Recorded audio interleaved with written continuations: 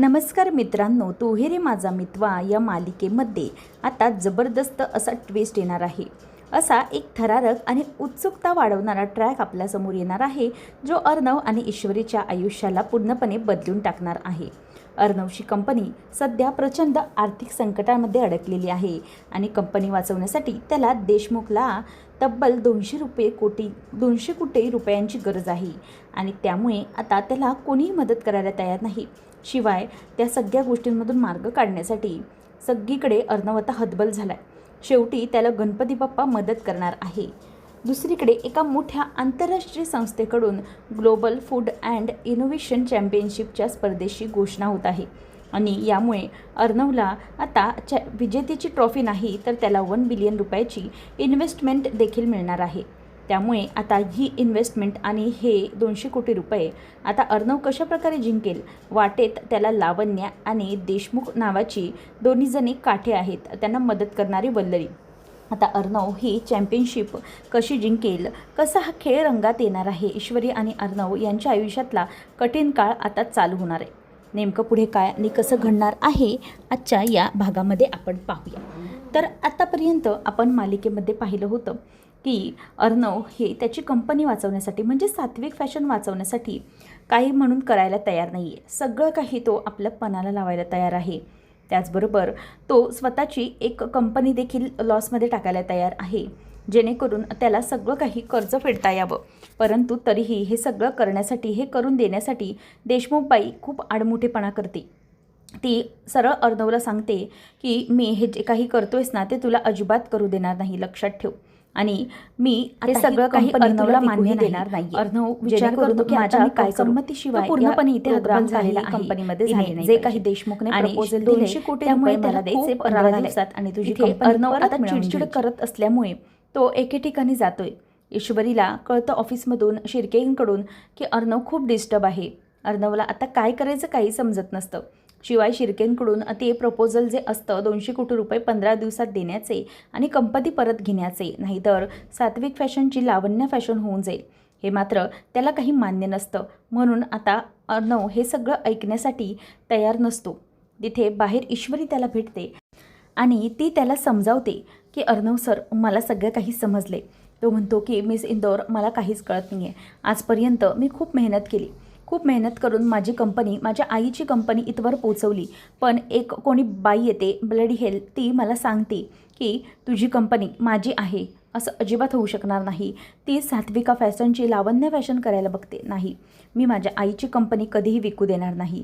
आणि हे ऐकल्यावर आता ईश्वरी म्हणते की नाही सर, असं कधीच होऊ शकत नाही.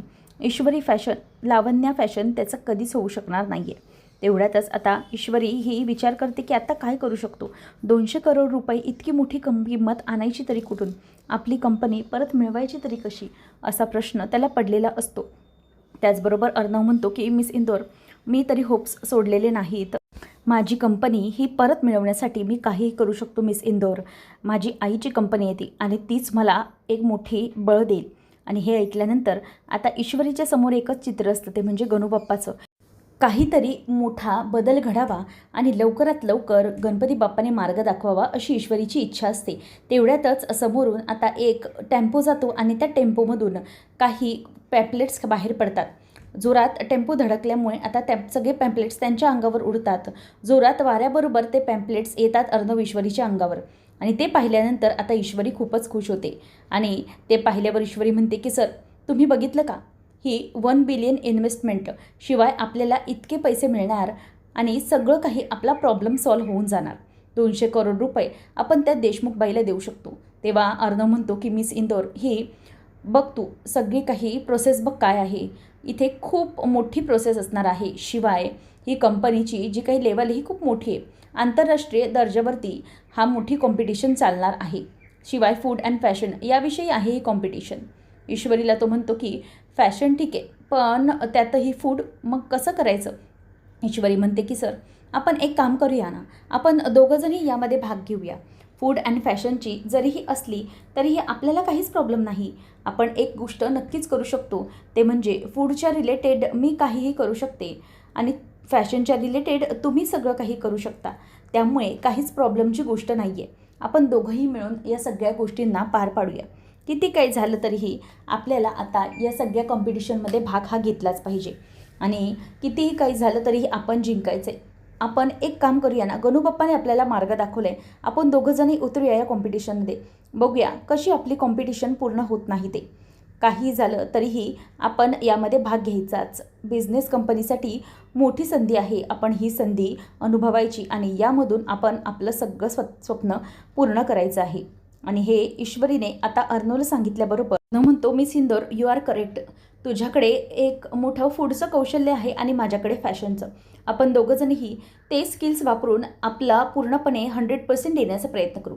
ईश्वरी म्हणते की सर पक्का 120% देऊया आपण आणि ही आपण प्लॅटफॉर्मवर जिंकूनच येऊया. आता अर्णवचं आणि ईश्वरीचं ठरतं आणि ते दोघंजणही नाव नोंदवण्याचं ठरवतात.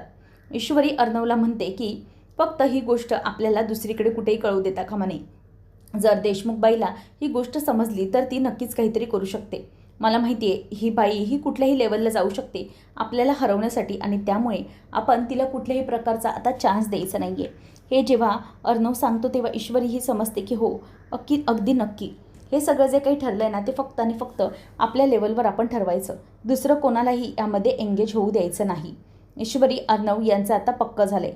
आपण काही करून ही कॉम्पिटिशन जिंकायची आणि त्यानंतर मग कॉम्पिटिशन जिंकल्यावर आपण त्या देशमुखच्या तोंडावरती 200 करोड रुपये फेकून आपली सात्विक फॅशन परत मिळवायची आणि जे तिने खोटेपणाने मिळवले त्याला आपण मेहनत करून अगदी लाथ मारून बाजूला करून टाकायचं.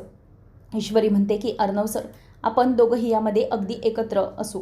आत्तापर्यंत आपण प्रत्येक संकटांना पार केले, आत्ताही करू. आत्तापर्यंत खूप सहन केले, आत्ताही करू.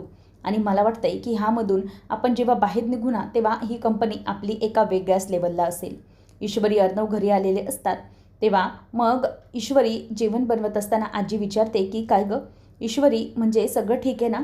चिंटू मला जरा डिस्टर्ब वाटतो आहे. म्हणजे आपली कंपनी सोडवण्यासाठी काही प्रॉब्लेम आहे असं सांगितलं आहे.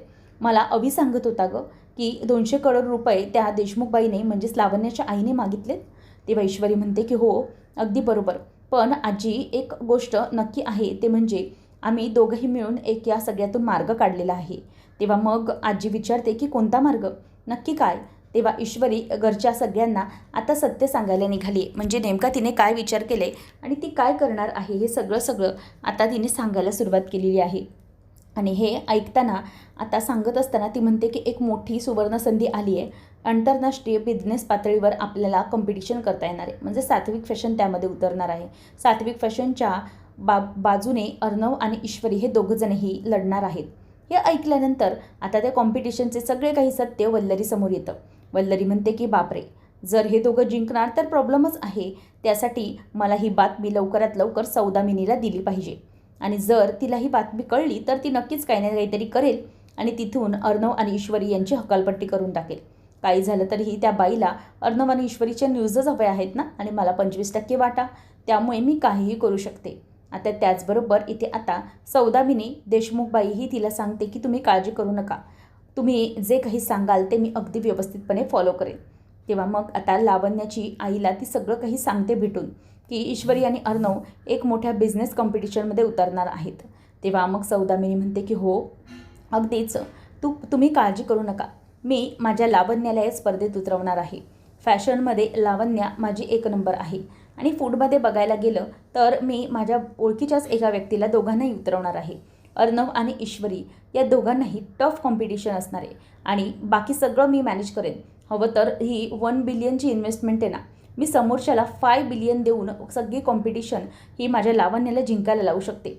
त्या अर्णवला माझा अंदाजा नाही आहे की मी काय करू शकते. अशा प्रकारे आता इथे या बाईने सगळे काही इन्व्हेस्टमेंट स्वतःच्या नावे करून घेतली आहे आणि स्वतः सगळं काही ती करायला तयार झालेली असते.